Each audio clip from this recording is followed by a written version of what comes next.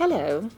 Today we would like to welcome you to the next episode of our podcast, You And I, Ukrainian New Identity. In this podcast we will help you And us. to reinvent Ukrainian tradition, culture and history. And see the history through the eyes of ordinary Ukrainians. My name is Zhenya. I was born in Kiev and I have been living in the UK for the last 20 years. My name is Mariia and I'm a refugee from Sumy. Zhenya, what it is? Oh, this! Look, I bought it quite recently when I went to Ukraine. And it's beautiful, bright, fantastic floral Ukrainian headscarf, I think we would Hustka. call it Hustka. Yeah, and because the topic we are going to discuss today is our grannies. Yay. Yeah, I thought I could use it to show people how our grannies used it headscarf. Yeah, show Okay. it please. Right. It's been not only used as a proper hat for our grannies, but Okay. also it could Hold on a be... second, I need to do it properly. Yeah, let's do it. Okay, like that. Mm-hmm. And like that. And here we go. Yeah. It doesn't look like granny. I don't look like yeah, Granny, but I will in 30, 40, 50 years. we Okay. all will. So I think it's lovely actually. Oh, thank Looks you. good. I'm And going yellow to is your take it. color.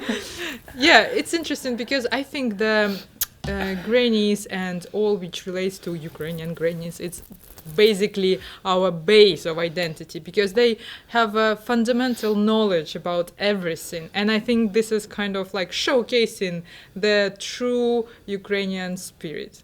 Okay. Okay, what granny you have or you had, and did they use the Hustka? Well, actually, my grandmother from Zaporizhia, who I was called after, Zhenya, no, she didn't use Hustka. She lived in Zaporizhia. It's a big city. For me, grannies in Hustkas, more like sort of from villages, from smaller towns. And my other grandmother, although for the last, I don't know, 10, 15 years of her life, she lived in a village. She was from a city, so from Kiev.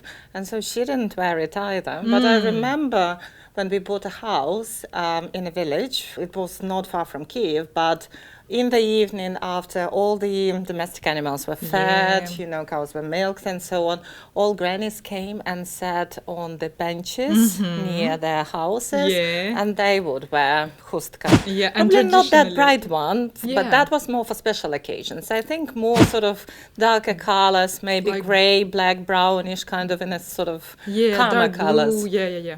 And I have a similar situation. So none of my grannies had Hustkas, but my mom had. All right. But yeah, it wasn't for hat. It was like pure wool. Yeah, medieval. Yes, and when I got sick, she always makes some kind of rituals with me, which gives me more health, and I will, cure myself without any medicine. Because, for example, grannies, it's not only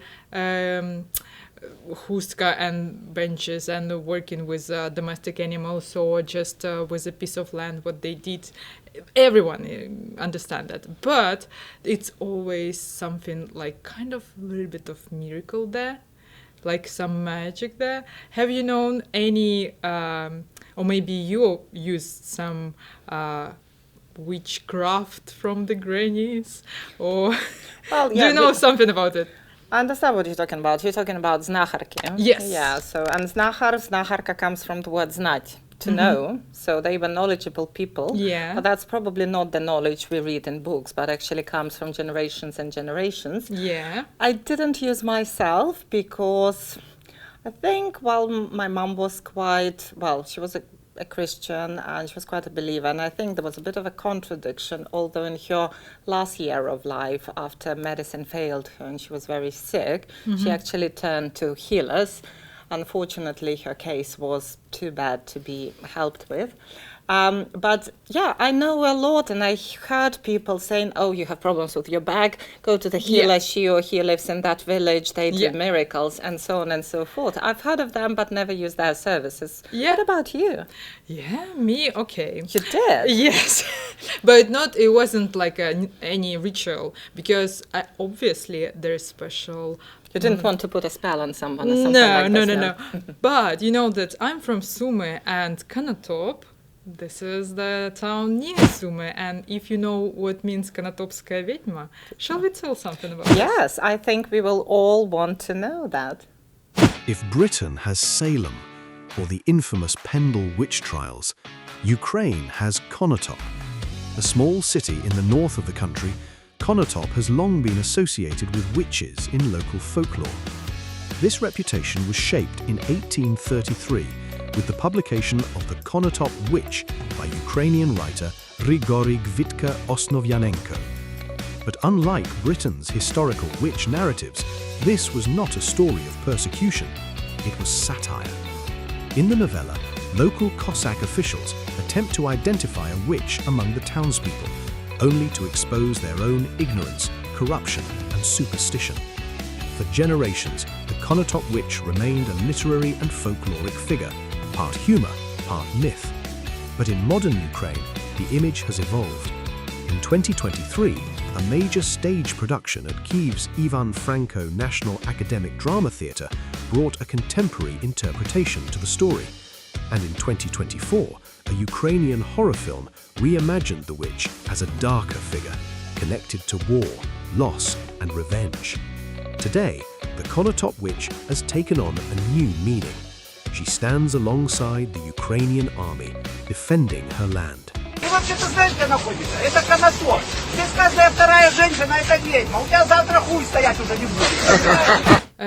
So basically, when I give birth for my son, the doctor says that he have problem with the shoulders. His arm wasn't joined. So the doctor at my village surgery, he actually suggests me that, we don't have specialists who work with just newborn babies. So you better go to that village, to this particular healer, and she will fix it. I was like, I don't have any options, so I went, and I was so shocked. This is like proper Ukrainian house, with old windows and everything is like wooden, tradition. It just breathes with tradition. So she invited me with my baby to her room, special treat room. So there is like a lot of heels, and she just make it so easy and fast. I was worried that he probably will cry because it probably could be painful. It was just like one movement. Somehow she know how to do it. And I remember funny fact that I said like, can you check my back because it's super painful? And she just like lay down just on floor, and she just like do, oh my god, not to be sure, orale. How to translate that? I don't know. Have they sewed on you? Yeah. No, not sewed. Have they farmed you or something like this? Yeah, difficult to So sound. basically she do some movement, and I feel like my whole back was just relief. Oh God, that feeling. And she don't have any diploma of chiropractic or something. She just have it from her mom, and her mom know it from her mom. So it's like, really old tradition. And even I'm also from like Sumy is the city center, but even in our yard we have a clan of babushkas. Yeah. And one of them, of course, would be the most powerful and the most, I would say, strict and judgmental. And her name was Yulia, but everyone called her Sidorovna because she was patronymic name, right? yeah. So, and all kids from our yard were kind of afraid of her, because if she would make some notice, like pretty loudly about you, you will be judged about everything else because all eyes will be on you. So, it's interesting. I don't know how to explain that, but I know that a lot of friends of mine and a lot of Ukrainians will have some common stuff in their lives. And, like my grandmothers, both of them, they come from different parts of Russia to Sumy, and they stay like really close to tradition to be a woman first and then babushkas. So they never used hustkas. But there are a lot of friends of mine who have this full bodysuit of babushkas. And it's really interesting that one of my friends here in the UK, he actually asked me, is it true that they wear this headscarves, and they have this like slippers and a lot of socks on the and the special like skirt, yeah. One Ukrainian stereotype that is actually true: the grannies, grandmas, we love them. We love them. Now, this isn't just me that's noticed it. Multiple of my friends and family have come to visit me at different times. When driving through a village and seeing the little old ladies sitting on the benches, they're like, oh my word, they actually look like this. This is great, it's true. And what we're talking about, right, grannies, first of all, their appearance. It's like the typical flowery like dressing gown / dress thing, like 6 pairs of thick woolen socks, slippers, the little headscarf going on, maybe some little glasses, maybe not. Glasses aren't compulsory. They look really, really cute. They're kind of quite large, not fat, but just like round, a little bit short. They're still out in the gardens doing the gardening, plucking potatoes when they're like 80 years old. They like force feed you totally. They know all the medicines, how to get you better, mostly via tea. It's all true.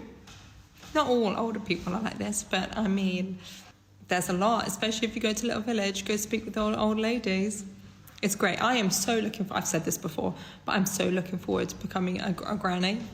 A granny. I'm going to be a full-on Ukrainian granny. I'm getting the dressing gowns. I'm getting the slippers, woolly socks. I'm all in. Getting a bench just at my house to sit on. Looking forward to it so much.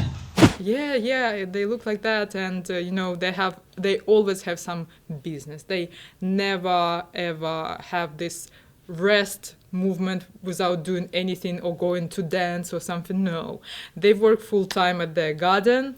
They know how to plant each single harvest, or how to say plant, each single plant. So like my granny, she teach me how to plant potato, tomato, everything what I know. But also she explained to me how to work with, how to milk the cow, and how to tell apart which mushroom is eatable, which not, which is poisoned, on which part of the summer better to collect the herbs. Yes, and I have a friend of mine, her babushka is actually a healer. And she healed by mixing herbs together, and she make teas from it. She makes some like kind of pasta for if you have pain in knees and elbows. You can rub it like ointment. Exactly, and most of them related to Christianity, so they pray with like bless the herbs, and also she makes some nastoyanky. Oh, difficult. Well, it's like I can't think of the word now. I think we'll just put at the bottom nastoyanky what it means, right? Yeah. So elixir. It's like probably elixir. Elixir, yeah. So basically, they can treat any illness, and some of them even have kind of spiritual power, so they powers, can see where you have problems. Yeah, and so exactly. Your past, your future, your present. Yeah, shall we do some voiceover about that? Yeah, let's do it. In Ukraine, alongside modern medicine, there has long existed another tradition, the practice of folk healers, known as Znaty. These healers often inherit their knowledge through generations. In many families, the ability to see illness and treat it is passed down from grandparents to grandchildren. Their methods combine herbal medicine, prayer, and ritual. They use plants, natural remedies, whispered incantations, and in some cases, physical techniques. Traditional bone setters, for example, are still sought out to treat joint and muscle injuries. This practice is deeply rooted in rural culture, where folk medicine developed over centuries alongside everyday life. Even today, it has not disappeared. Surveys suggest that over 11% of Ukrainians do not turn to doctors at all, which researchers often link to distrust, cost, or reliance on alternative approaches. While exact numbers are difficult to measure, folk healers remain a quiet but persistent part of the healthcare landscape. For many Ukrainians, healing is not only about science, but also about tradition, belief, and inherited knowledge. I used to think that my grandfather was a bit odd. Only now do I realize that he had special knowledge. I remember from childhood as well, my grandfather, both to me and to my sisters, when we didn't want to eat or had stomach aches, he would say, "I'll go and boil some wormwood then." He would go, gather wormwood, and he would say, "Right, you need to clean everything out in your stomach. Drink some bitter wormwood and then you'll eat. Everything will be fine." He would go, and we were so afraid of it. He would prepare the wormwood, and it's very bitter, actually. You know, he would brew it really strong, steep it like tea, and feed it to us from a tablespoon. We had to drink 3 tablespoons. And those 3 tablespoons, that was very hard. And after that, we ate very well, and we were healthy again. And today, for my little son, I also prepare it. Not only wormwood, I mix herbs. Oak bark, buckthorn bark, wormwood, and tansy. And he knows that in the morning, it's prophylactic. Every season, summer, spring, autumn, winter, we start with bitterness. For 2 weeks, we drink the bitters first thing in the morning. Strangely, in our group at nursery, there are also neighbors, because the nursery is near us, and they say, "We're so fed up. We're constantly going to the doctor, every month, having to bring a note after he's been ill. And what about you?" I generally try not to spread this information. I mean, we don't go to doctors, we don't get any certificates, we don't get ill. I'm actually very happy that I have this knowledge, because not everyone has it, even though I only have a little. For example, my husband's grandmother used to go into the forest to collect pollen from flowers. A little jar of it. Just imagine how much work it is to gather pollen from flowers like that. And why did she collect it? Because it's very powerful. It has very beneficial properties. We still have a little of that pollen left. None of us would be able to do that now because we don't know exactly which flowers she collected it from, but this pollen really does work. If you have a scratch, you sprinkle this pollen on it, and the skin, it's as if, I don't know, some kind of magic happens. It heals up instantly. Wormwood, my grandfather told me about it, but you know, there's been an upgrade in our society since then, and a very interesting person in Obuchiv also told me about it. She's, you could say, a kind of herbalist, and immediately, when you come to her, she starts looking with her hand. Sometimes, for some people who are energetically weak, they can even get a little dizzy, just lightheaded. Then she goes further, examines you, and tells you what to do. So we found out about a bone setter. She recommended him. He's a 7th generation bone setter. My sister went to him because she had a tilt. A rib was sticking out. And at a regular hospital, they said she'd have to wear so many supports because one leg was shorter, the other longer. She really didn't want that, especially as a teenager, knowing it would last a lifetime.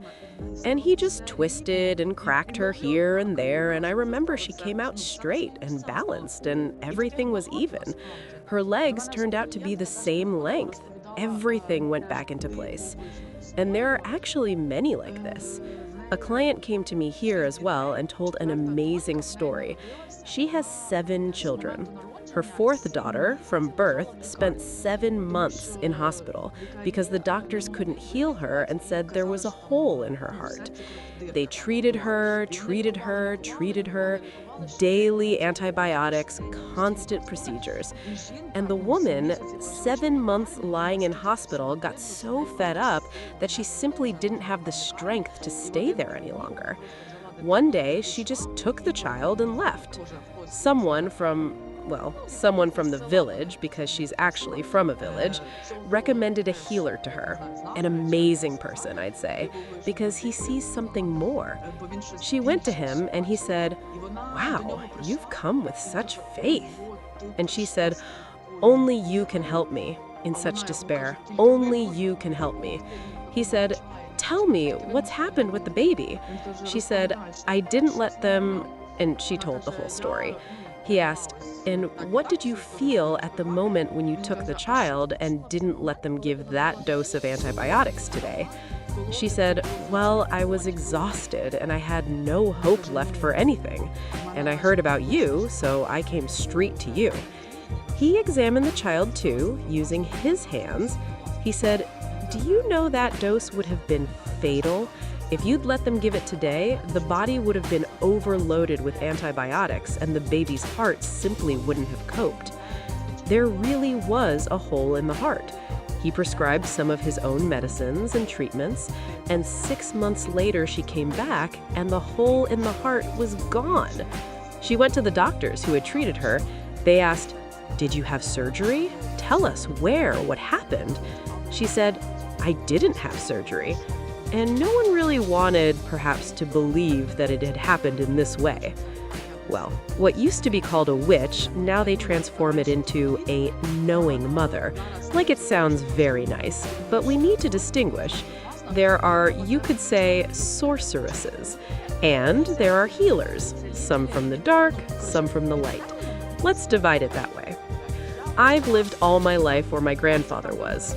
Our neighbor, who people called a witch, went to church, and at every full moon, she would weave some balls of hair and throw them to us, and do other things too. I'll even tell you more. We had a cow. My grandfather always kept a cow.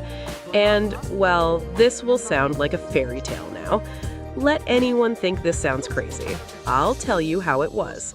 She would go out, look at the barn where we kept the cow, set up a board, and milk from it for herself. And our cow had no milk. Our cow had no milk, and she was constantly, let's say, casting spells on my grandfather. And he would laugh so much, saying, "What are you doing? It won't work on me." He said, "Well, go on, it won't get me." And apparently nothing from her magic ever affected my grandfather. Okay, well, that was interesting. I'm not sure that I believe in everything, but it's interesting to know. And, you know, there are magical things happening around us, so it may as well be true.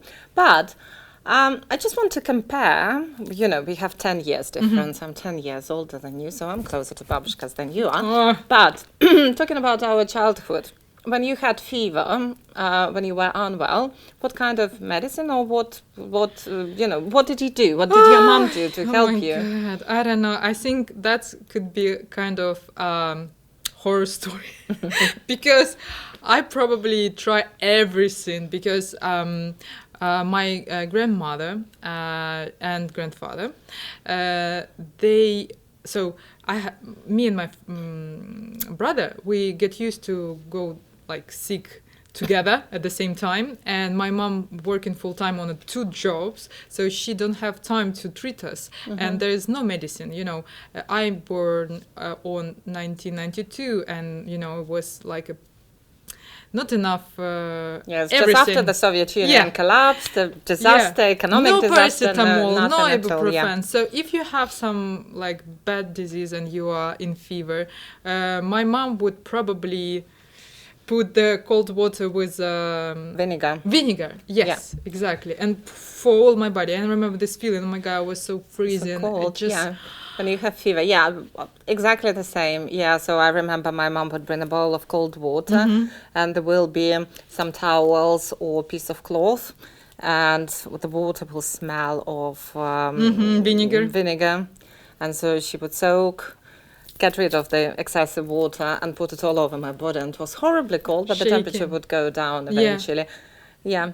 Also, what like, about nose? When you had blocked nose or some problem of runny nose? We have a special sock where my mom puts a lot of salt. Rock salt. Rock salt. Yeah, and then Heats it up? Heats it up on a plate. and then put it to To warm up. yes. I like using an egg. I even now use. So I boil an egg, make it like properly hard-boiled egg, and then while it's still quite hot, use it to get my sinuses warm, and it helps to unblock nose and relieve symptoms of cold.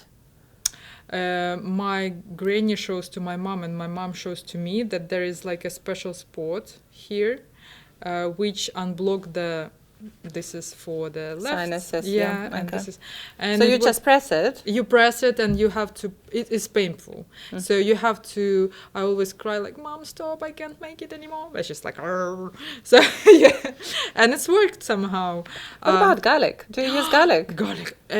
Even my son knows if he have this, feeling that Sore throat or tickly something- throat. Yeah, he straight away goes to kitchen, took the onion, took the garlic, make it chop, chop, chop, and eat it with just dry bread, and somehow it helps. It just have to be at the beginning of the illnesses, And my grandfather, he go forward. He just chopped the piece of garlic and he put it to my nose. No, and what happened then? I actually probably burned my nose, but somehow I got. You started sneezing probably. Yes. How many times? Oh no, not sneezing. No. No? I just start breathing better, and I think we compare me and my brother who refused to do so. He were ill much more longer than me. Yeah, so maybe it works. I don't know, but we have this weird plant, the huge like this probably kalanchoy. Which my grandfather always tried to give to our neighbors because it just like have a lot of babies, kalanchoys, and you can take a leaf, Squeeze out the juice, put it to few Into drops your to your nose. nose, and I was sneezing like I don't know the huge amount of time. Like I remember 32 just my in a row. God. Yeah, I feel like I can explode, but now I know that it probably been the allergy reaction. But that moment my grandfather thought that it's like a treatment process and then you will breathe normally. I don't know. Shall we find out whether there is any truth to the garlic, onion, and kalanchoe? Yeah. What's in them? Let's listen. Garlic, or Allium sativum, is more than just a kitchen favourite. Compounds like allicin have been shown to reduce blood pressure, improve cholesterol levels, and provide antioxidant and anti-inflammatory effects. In laboratory experiments, just a single drop of garlic juice can kill bacteria in a petri dish, demonstrating its powerful antimicrobial properties. A recent review by Huang et al. 2026 in Comprehensive Reviews in Food Science and Food Safety confirms garlic's role in supporting heart health and immunity. Onions, Allium cepa, are packed with flavonoids, especially quercetin, a potent antioxidant. Studies indicate that regular onion consumption can help lower cholesterol and regulate blood pressure. Meta-analyses suggest that onions and garlic together may significantly reduce cardiovascular risks. Kalanchoe, a plant long used in traditional herbal medicine, contains glycosides and flavonoids that promote wound healing, reduce inflammation, and act against microbes. Research by Solomatin et al. 2025 provides a scientific basis for many folk remedies used for generations. Raspberries, Rubus idaeus, are rich in anthocyanins and polyphenols, which reduce pro-inflammatory markers like IL-6 and TNF-alpha. Studies published in Nutrients 2025 show that raspberry extracts protect endothelial function and support cardiovascular health. Their antioxidant and anti-inflammatory properties may also help lower the risk of chronic disease. Whether it's garlic, onion, kalanchoe, or raspberries, these natural remedies are more than just old wives' tales. Modern science increasingly confirms what traditional medicine has long believed, that nature often holds the keys to health.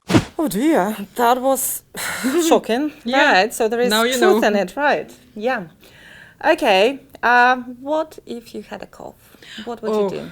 So, first of all, my mom, if I don't have a fever and the coughing is dry, I would say. Yeah, dry cough. Yeah. She will put Hirchychnyky. Okay, Hirchychnyky, we need to explain it to Yeah. people. So basically, Hirchychnyky is our very own, very special, scary sounding treatment. So basically, it's a piece of thick paper covered in mustard, usually dry mustard.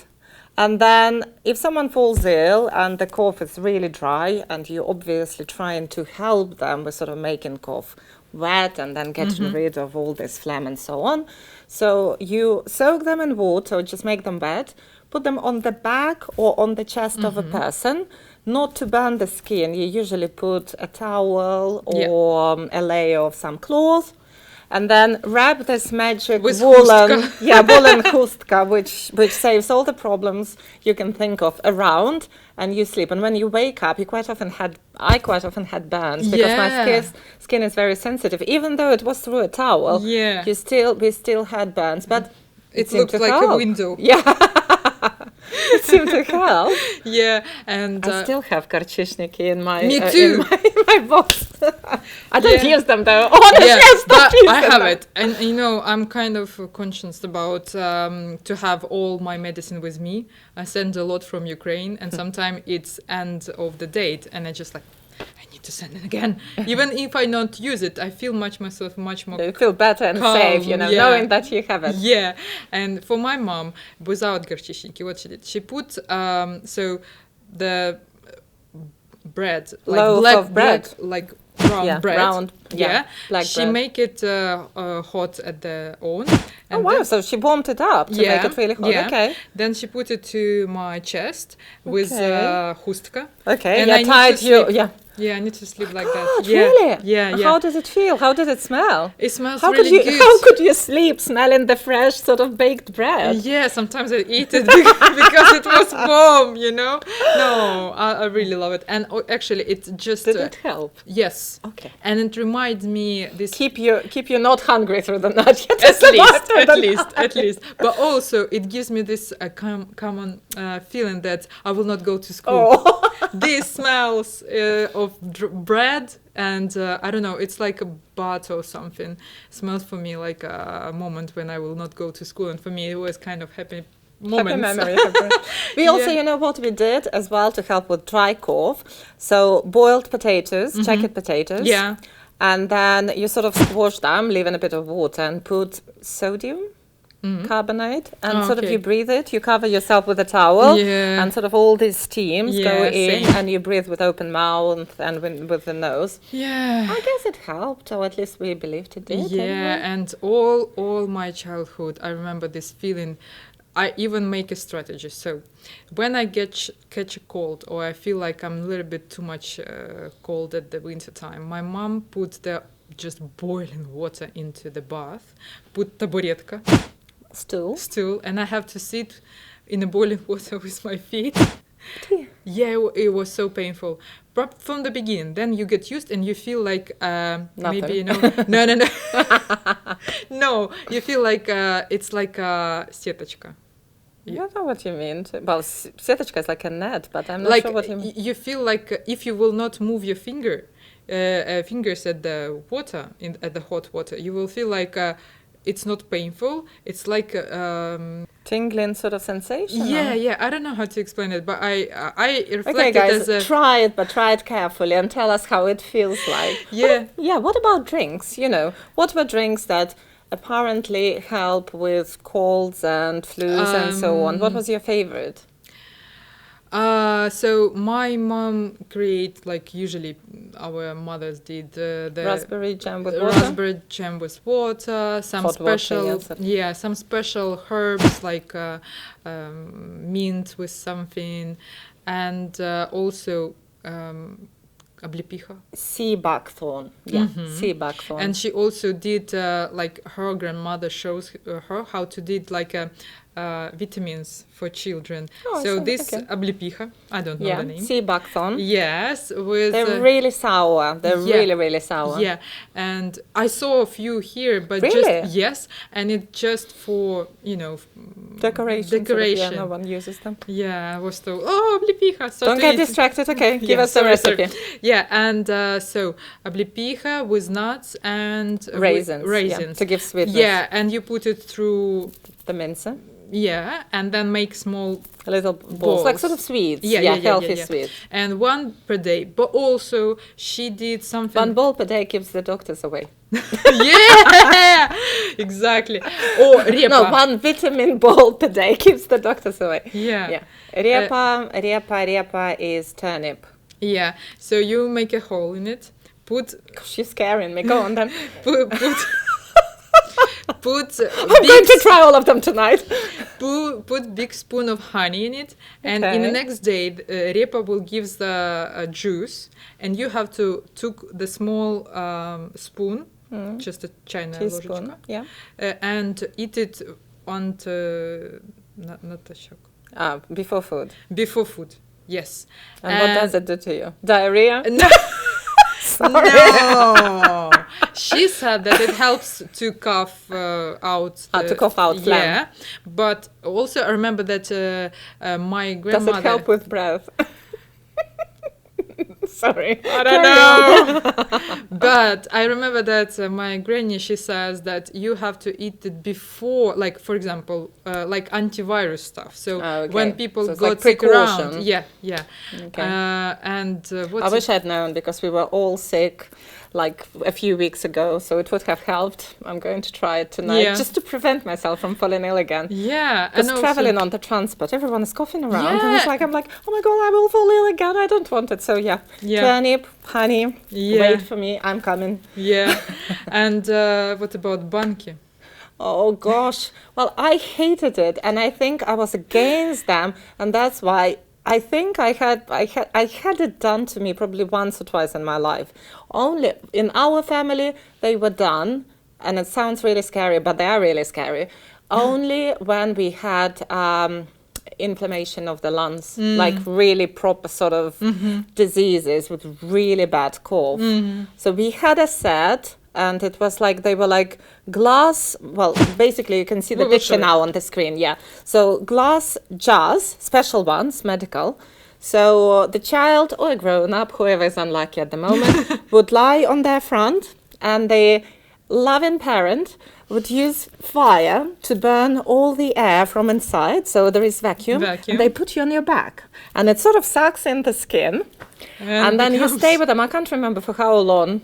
For quite a while, I don't know. Yeah, and then when they remove, there is like popping sound. Pop, pop, pop. And you have rounds everywhere. Goodness me, what did I do? It's like helped with blood circulation. Yeah. I'm not you quite know that sure. In China it's official treatment. Really? And when I work in Gosh. China, it's just like from everything. If you have back pain, if you have a cough, if you just have Headache. a stomach excision, yeah, you will have it. You will have it everywhere. And there is like a different even for face. Oh my god! Yes, yeah, but I no, see. for us, for my childhood, my grandfather and grandmother did it to me when I got sick. Yeah. Do you have a set here? No. I'm happy for your child. Yeah, I'm he happy survived for your without child. that. He survived without that. Yeah, that's all. Yeah, and with the drinks we started talking is like lemon and honey. I think it's traditional here as well, sort of lemon and honey drink when you have a cold. Then we also had, which contradicts what is believed here. When we had cough, I remember my mom would give me hot milk with a tablespoon of honey and butter, melted butter. So we would drink it. But I know here doctors actually say if you have a cough, better not drink milk or anything with milk because that sort of provokes more phlegm being produced by the body. Then we also had this really strange medication, which I was allowed to have much later when I was a bit kind of more grown up because it contained cognac. So it is like a tablespoon of cognac. Use the good one. XO, please. And then a tablespoon of honey and a tablespoon of butter. So it's all heated up, not boiled, heated up. It was disgusting. It was sweet and it was strong and you had to drink it up and go to bed. And apparently it was supposed to help with cough. No. Did you ever try it? No, but I Don't. try another one. So when you just freeze yourself almost to the death and come back from work, for example, come back home, to not get sick like for the next day, you have to took like a Glass? not glass, it's a small one glass, like a Shot? like a shot. Yeah, but shot is like 20-30 milliliters. You're talking about 100 milliliter. Yeah, 100 milliliters. Yeah, it's like a small glass, 100 milliliter glass of Of what? Vodka. What? Vodka, horilka. Okay, go on then. I don't remember how much, but a lot of Chili? red chili pepper and black pepper. And you need to drink it. I can't drink vodka with hot pepper or with pepper. Yeah, but try it a few times when after filming set on the winter time, you just not feel anything, and then come back home and you will probably feeling that's it. You're falling ill. Yeah, but this somehow helping. Okay. And also, what else we eat or drink? I don't know. I just know my daughter loves onion salad. Whenever she's ill or not ill, she's just chopping up onions, spring onions, or just normal brown onion with a bit of lemon, salt, and oil, and she's a happy child. Gargling. So usually, even now, doctors in Ukraine just suggest to have like a normal temperature water, to put a spoon of sodium, spoon of salt, and then use it. Or you can have a few drops of iodine. Yes. Or you can put it like when you have a cough. You can make squares. Yeah, you paint like a net on your chest, and it apparently helps with circulation. And so I think British people who watch this podcast right now think we are crazy. Oh my God, they survived. Okay, yeah, we survived. But then I think the best memory of the childhood illnesses for me was a massage that my mom did when I had a cough. Oh. And so I'm sure you know of a little sort of verse, then obviously to entertain a child while lying on their front and sort of massaging their back and doing all sorts of movements to help with the cough and so on, you need to entertain a child. So we had, and I'm sure you had maybe a different version of a of a verse where you're saying, okay, mine was рельсы шпалы, ехал поезд, опоздал, and so on. So basically, the words, they are different, and we will share different options, different wording with you. But the idea is there is a train, lots of peas fell out of the train, then chickens came, and they picked, and then duck came, and elephants came, and so on, different animals came and ate. And you tap, and you do all the movements to imitate. Cough. Which produces cough. So shall we give different wording with translation so people understand what we're talking about? Of course. It's remarkable how many people remember this simple rhyme from childhood and how many different versions of it exist. Rails, rails, sleepers, sleepers, a delayed train was passing by. In Ukraine, it is known as reiki, reiki, shpali, shpali, and almost every family has its own variation. Passed down through generations, it's both a rhyme and a playful back massage with movements that follow the words. But its origins may be more complex. The imagery of railways points to a time when trains became part of everyday life and sometimes of exile. During the Stalinist repressions, millions across the Soviet Union were affected. In Ukraine, several million families experienced arrest, deportation, or loss. There are echoes of this in old prison poetry, including works by Sergei Gorodetsky. In some versions of the rhyme, a caretaker places a chair and a table, and a father begins to write, "Dear daughters, please send me socks." Fingers tap along the back, dot by dot, then chuk chuk, a sudden tickle and laughter. Perhaps over time, something painful was transformed into play, a way for a nation to hold on to memory and quietly process trauma through folklore. Today, it lives on as a simple, joyful ritual with a history few can fully see. I feel already better. I think you treated me with all the healing recipes, with healing memories, with all this fun, fantastic memories of being ill and then suddenly feeling better, not going to school, having disgusting, drink, and then we survived. Your life.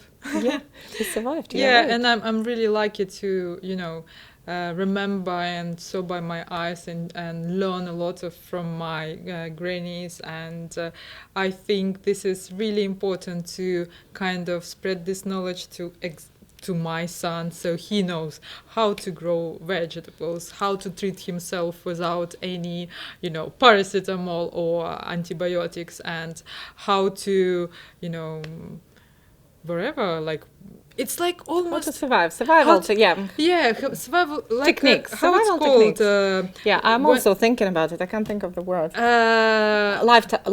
Life hacks.